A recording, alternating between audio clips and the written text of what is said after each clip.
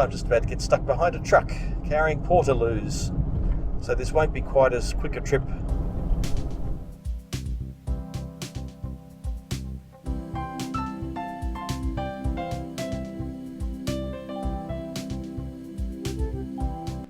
It's about time I introduced you to another member of my fleet, one that I never sought to own, but one that was ended up in my possession after it was basically gifted to me by my wife. So in addition to other cars I've got, like micro cars, the Nicky and the Mighty Boy, down the back of the garage is kept this 1991 Toyota Corolla Seca CSX, and we'll have a closer look at it and take it for a little run to a local interesting spot that I can talk to you about that kind of has a little bit in common with this car.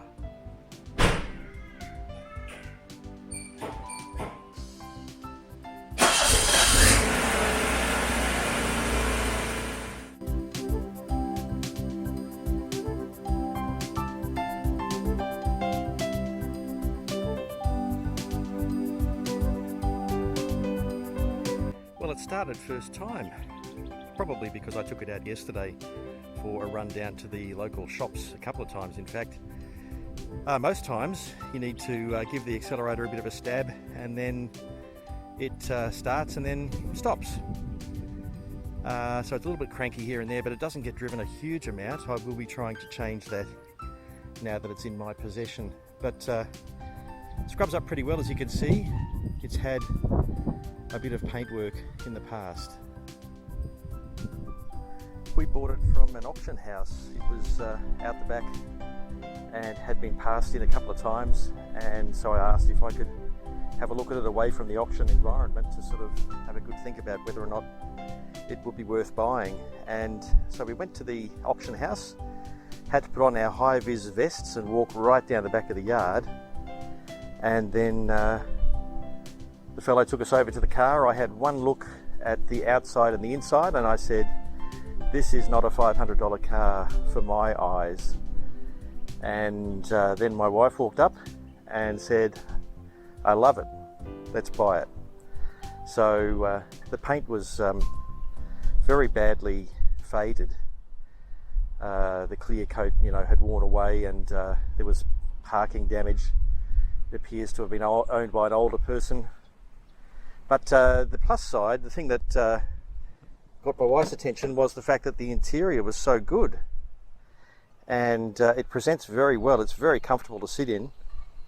It was the higher spec CSX version at the time, so it's a nice place to be, although the plastics are but degrading over time, which is something that they all seem to do, because every other one that we look at to see if we can scavenge some parts off it, the plastics all look white and faded and angry. Anyway, that does give you a little bit of a plasticky smell in the car. I don't mind it that much, but other people do notice it and hate it. When we had it repainted, it was just a closed door respray. It wasn't anything more than that. But the fellow painted and lacquered the sill plastics here, which has made them look better and will keep them in good condition for many a day to come.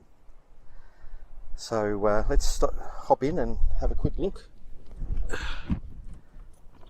Now, it's all pretty much as it was in 1991. It even has the original Toyota radio cassette, which is good, even though the radio cassette only picks up AM, which I suppose is fair enough considering it's a 31-year-old car.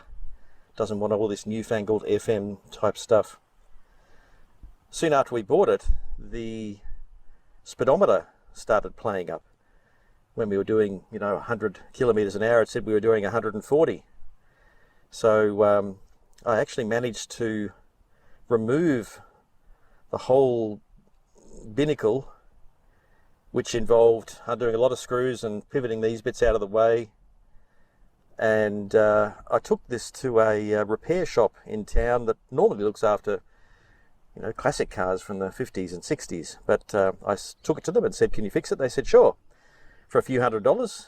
and apparently all it needed was a ball bearing or something replaced inside that then made it operate well, and hasn't played up since. Another bonus for this car is that the air conditioning works, so that's good during summer. The only thing we've done to it, apart from paint it, is get a dash mat for it, because the front edges of the dashboard, the areas where the vents are, was just beginning to crack a little bit, so this protects it from that. The other thing we had to do, and this is a common problem with these models, in Australia at least, I'm not sure whether it's globally, it might just be an Australia plastics supply thing, but there's a tiny little plastic part in the automatic transmission that breaks, and then means that you can't properly select gears, and it literally is a tiny little white plastic piece, which I actually bought from Toyota all these years later. They still had them in stock, presumably for all the people that have problems with this issue. But and now, since we've had that fixed, the area there that sort of covers up the shifter has broken away, and made it a little hard to tell what gear you're in unless you count, park, reverse, neutral, drive as you head off. But no big deal. I mean, I can put up with that. Oh, that's right. One other question that comes up with owning an older car is, should you get the windows tinted? And I'm of the school that I don't think you should. You can see that bad plastic back there too, by the door. I don't think you should, because when you are taking it to a car show or just enjoying it, you can see the inside of it really easily. But my wife wanted to use this as a daily, and she did for a little while, so she wanted it tinted, and so it was tinted. The tint shop had a bit of trouble with getting the tint on some of the windows, because they couldn't really remove all of the plastic trim because of the brittle nature of the plastic. They didn't want to push it. So one window had to be done again, or stuck down, I think done again, or maybe just stuck down. And the back window had to be stuck down a little bit on the corner as well. But overall very minor. And apart from that, it needed some new shockies, and let me think, a couple of bits, some strut tops. They started disintegrating. Yeah, but overall, it's done well. We did spend a bit on getting the paint done. So when my wife didn't really want it anymore, I thought it was too good to get rid of, especially after we put all this work into it. Let's have a look in the back and then under the bonnet.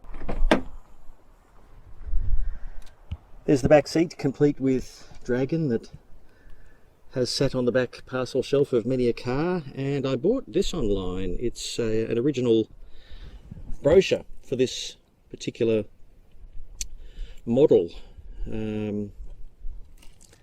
calling it the world's most wanted car. So I suppose 30 years ago you could have argued that.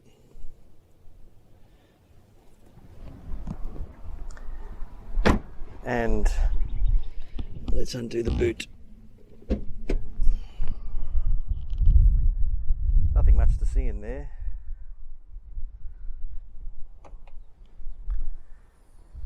Apart from the curious parcel shelf, which you sort of flip over to get access and then flip it back down again.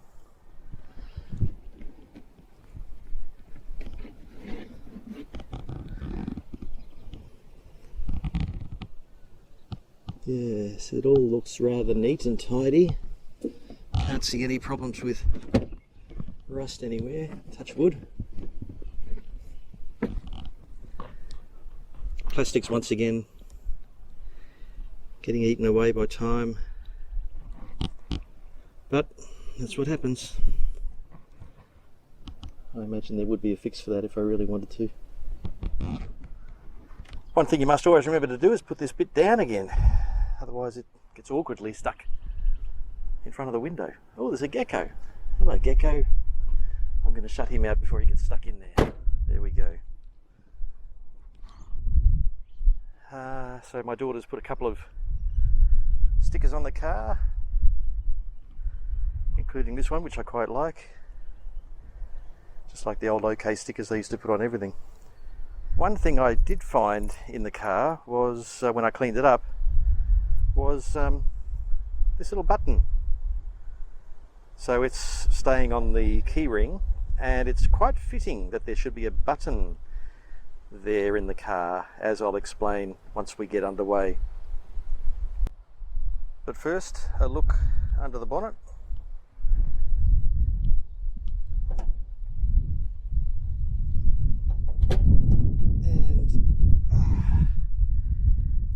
The carb rules in this particular example. It was one of the last carb engines in this particular style. I think 1992 is when they introduced fuel injection. It's a 4A engine. I think it's only got 90 horsepower, 70 odd kilowatts from memory. But and 4-speed automatic, which you do need to push it around a bit to get anything out of it, even though it says it's twin cam. Oh no, that's right. Oh yeah, SR twin cam, which originally meant super responsive twin cam. I wouldn't call it super responsive, but it tootles along happily enough. So let's get a check of that happening right now.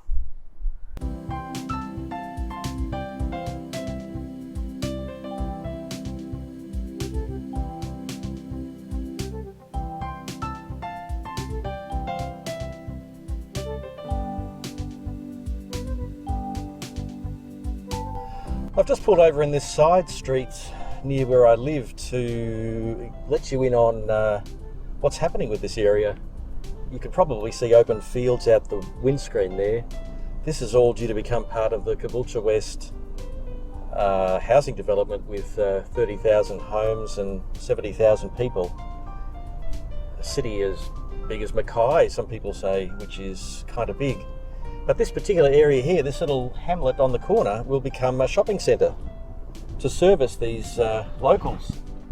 So every time I come past here, I think I should get some shots of what it's like now before it gets turned into a supermarket and other local shops. And as we drive along this road, everything pretty much to the right will become part of this super planned development. And they're doing it fast too, because people need somewhere to live.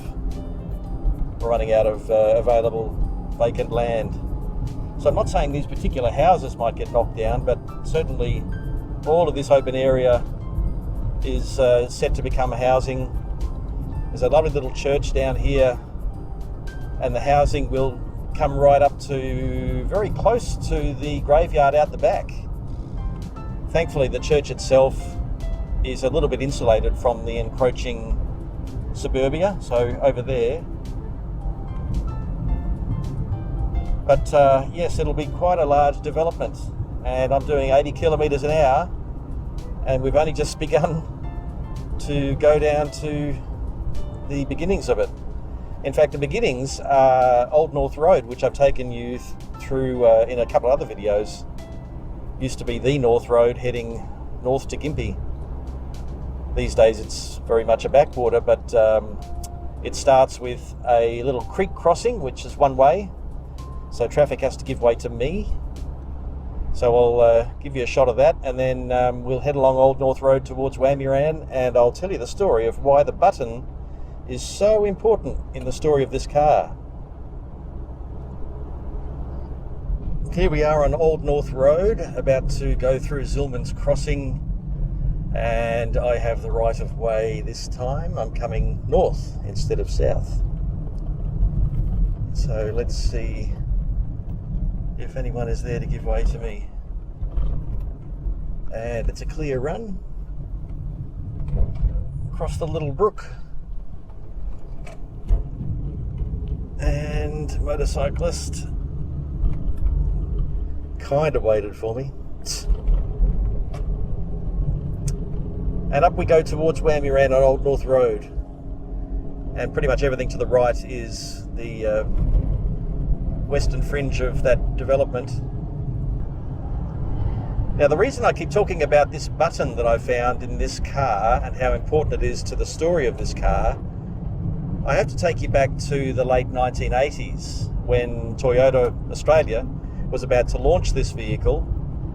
They struck up an arrangement with Holden under what was known as the Button Plan, named so after John Button, the minister who sort of came up with it as a way of helping the Australian car industry move into the 90s.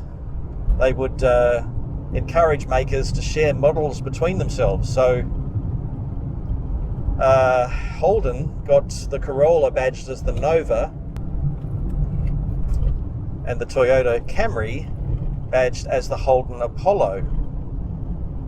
And in return, I'm not sure that this was a particularly equitable deal, but in return, Toyota got the Commodore, which they badged as the Lexan, named after Ben Lexan, the inventor of the winged keel that won the America's Cup in yachting, and a fellow that Toyota used a lot in their advertising campaigns through the 80s.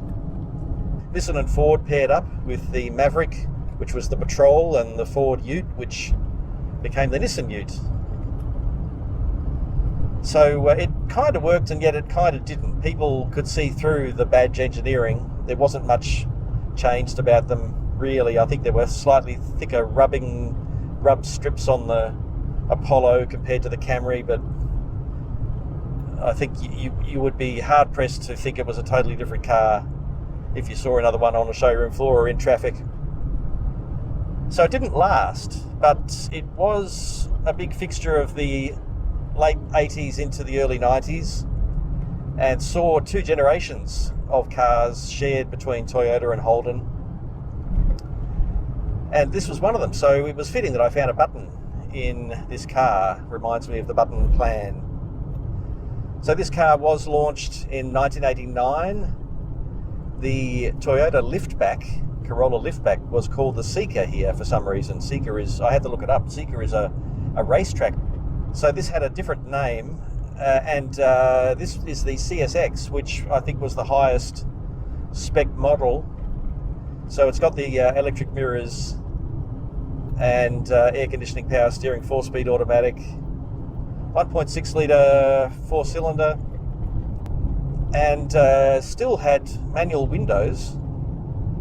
Maybe there was an even higher spec one that came with electric windows, I'm not sure, but this was built in Australia to a Toyota design, and Corollas were built here until quite a few more years yet. Then eventually they shut the Corolla line down and just went with Camrys, as I recall, and Orions, which was a V6 Camry basically with a different front and a different back. It appears to be rust free, it appears to be mechanically fine. It's at 195.5. When it gets to 200 I'll change the timing belt. I think it was done a few years ago, but done at around 100,000 Ks, or a bit over 100,000, so we'll see how that goes anyway. So mechanically it's okay, inside it's very good, paint is now very good, tyres are good, and it drives like a 30-year-old car. There's no anti-lock brakes, as we discovered one day in a bit of wet weather trying to stop for the lights. My wife had a little bit of a sliding incident, and I said that's what you get when you don't have anti-lock brakes, they can lock up. Right, well, I've been chatting away, and here we are at Wamuran, behind a couple of cars and the Portaloo truck. Now I'm going to be turning right at the end of this intersection, and right again, because I want to check out the end of a special little trail that goes from Caboolture to Wamuran, which follows the old railway line, which closed in 1964, and that was after the earlier track out to Kilcoy had closed. And you can ride your bike from Caboolture all the way out to Wamuran along this lovely flat largely flat railway line. Pretending you're a train going under bridges, going across roads with little railway line pictures, and then you end up here at this little spot which has seating and probably, yes, it's even got a bicycle station. We're going over the old railway line tracks there.